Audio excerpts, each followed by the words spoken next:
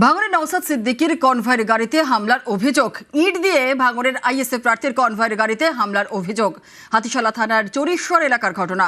তৃণমূলের বিরুদ্ধে হামলার অভিযোগ আর প্রতিবাদে বাসন্তী হাইয়ের ঘটকপুকুর মোড় অবরোধ আইএসএফ এর কর্মী সমর্থকদের।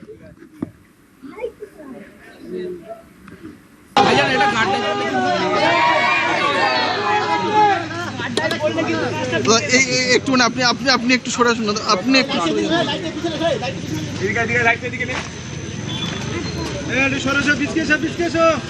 ক্যানিং পূর্বে তৃণমূল প্রার্থী বাহারুল ইসলামের গাড়ি আটকে চলে বিক্ষোভ। তৃণমূলের বিরুদ্ধে ওটা অভিযোগ অস্বীকার শওকত মোল্লার।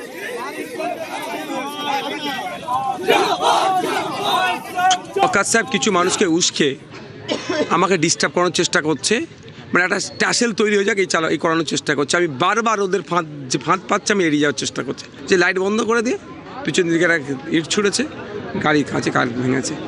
এবার যে ছুঁড়েছে, কেন ছুঁড়েছে, উদ্দেশ্য কি, ওকে কে ছুটতে বলেছে, এটা তদন্ত সাপেক্ষ।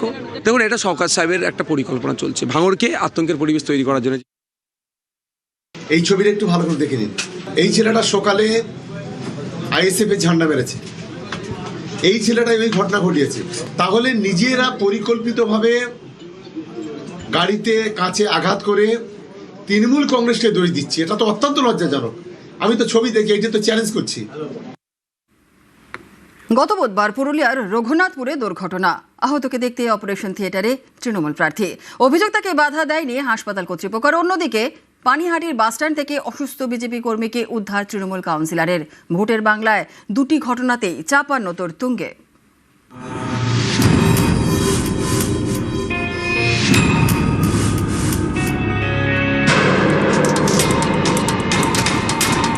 দুর্ঘটনায় আহত তখন অপারেশন থিয়েটারে।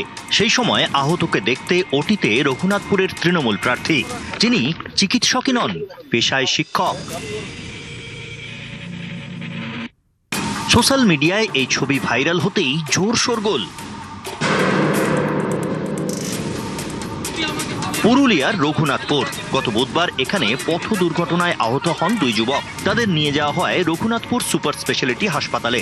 তখন আহতদের একজনকে নিয়ে যাওয়া হয়েছে অপারেশন থিয়েটারে। সেই যুবককে দেখতে ওটিতে ঢুকে যান রঘুনাথপুরের তৃণমূল প্রার্থী হাজারি বাউরি। অভিযোগ, তাকে নাকি বাধাই দেয়নি হাসপাতাল কর্তৃপক্ষ। মুখ দিয়ে শ্বাস নিতে পারছে না বলে সেই মুহূর্তে যেভাবে সহায়তা করি, সাহায্য করি, সেভাবেই খালি হাতে ব্লাড ছোঁয়া যাবে না বলে আমরা গ্লাভস নিয়ে, নিজের থেকে গ্লাভস নিয়ে সেগুলো মুছামুছি করি। আমি স্লাইন জল দিয়ে মুছামুছি করি যাতে যদি বাঁচানো যায়। এটা কি আমাদের অপরাধ? দুর্ভাগ্যজনক। আর এটা আমি ইলেকশন কমিশনারকে বলবো ইমিডিয়েট অ্যাকশন নেওয়ার জন্য।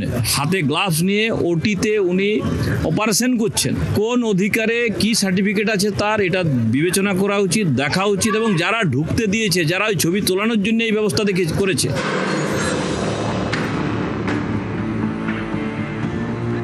উত্তর চব্বিশ পরগনার পানিহাটি পুরসভা এলাকার রামচন্দ্রপুর। এখানকার বাসিন্দা সন্তোষ দাস দীর্ঘদিনের বিজেপি কর্মী। কয়েক বছর আগে দুর্ঘটনায় ডান পা বাদ যায়, তারপর থেকেই ভরসা কৃত্রিম পা। স্থানীয়দের দাবি, গত মঙ্গলবার থেকে সন্তোষ দাসের খোঁজ মিলছিল না। শুক্রবার সোদপুর মধ্যমগ্রাম রোডে বারমাসেল বাস স্টপেজে অসুস্থ অবস্থায় এক বৃদ্ধকে পড়ে থাকতে দেখেন কয়েকজন।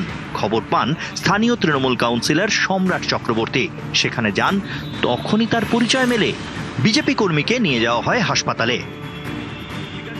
মানুষ যখন অসহায় হয় তখন মানুষ হয়ে পাশে দাঁড়াতে হয়, সেই মানব ধর্ম পালন করেছি। আপনার মনে হয় বিজেপি কোথাও আছে? বিজেপির রং মেখে যারা এখানে ঘুরে বেড়াচ্ছে, তারা কোনোদিনও কোনোভাবে কখনো মানুষের কোনো উপকারে লেগেছে? যারাই উদ্ধার করেছে তাদেরকে সাধুবাদ জানাই, যে একটা মানুষের পাশে দাঁড়ানোর জন্য।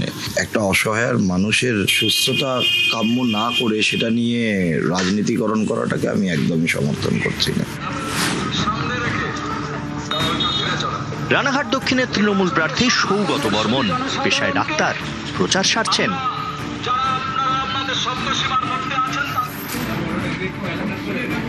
আবার ফাঁক পেলে রোগীও দেখছেন। আমি সকালে যখন বাড়ি থেকে বেরোই তখনও কিছু রুগী দেখে বেরোই। প্রচারের মাঝখানে অনেক রুগী দেখতে হয়, বাড়ি ফিরেও দেখতে হয়। রুগী দেখাটাই আমার কাজ, এটাই পেশা থাকবে। আমি বড় হবে। নিউজ 18 বাংলা।